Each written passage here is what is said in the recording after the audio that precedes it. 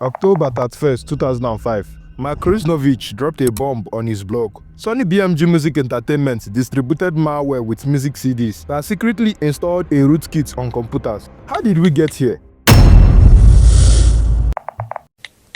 The story begins with MP3. What is MP3? It is a coding format for digital audio developed largely by the Fraunhofer Society in Germany. So what does MP3 have in common with this case? MP3 was designed to greatly reduce the amount of data required to represent audio, yet still sound like a faithful reproduction of the original. How many percent reduction? 75 to 95% reduction in size. It doesn't look like much, so we'll move to the next chapter.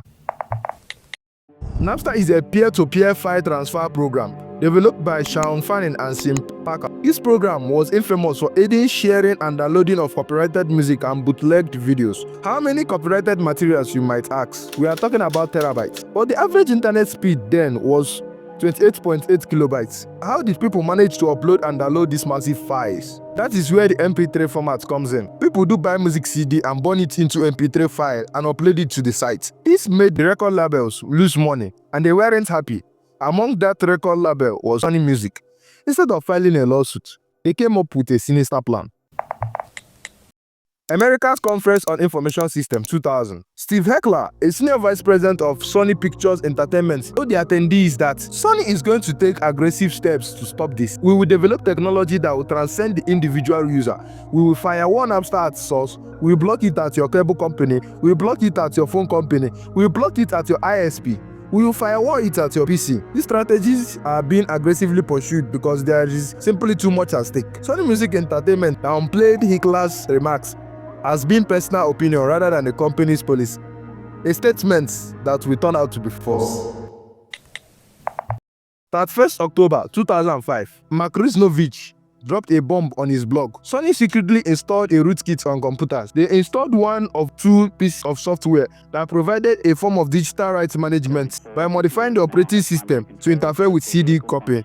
According to Russinovich, it created security holes that can be exploited by malicious software. It constantly runs in the background, slowing down the user's computer. It employs unsafe procedures to start and stop, which could lead to system crashes. It has no installer and is installed in such a way that inexpert attempts to uninstall it can cause the operating system to fail to recognize existing drive. The blogs went wide after hearing this. What did Sony do? They denied the accusation. But after intense outcry from the people, Sony released a fix. But it exposed users to more problems. It sent your CD playing habit to Sony and then exposed your email to spam mailing list.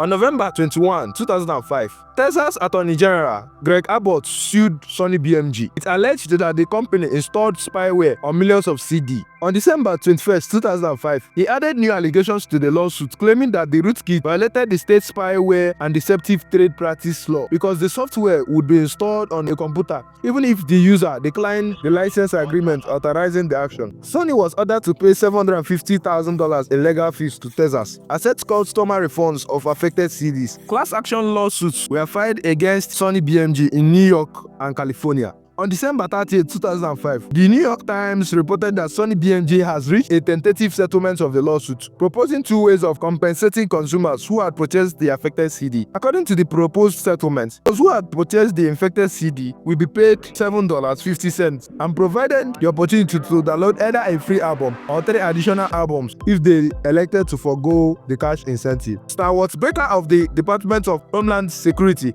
publicly admonished Sony, stating, "It is your intellectual property. It is not your computer." On January 30, 2007, the US Federal Trade Commission (FTC) announced a settlement with Sony BMG. Subscribe for more content. Thank you.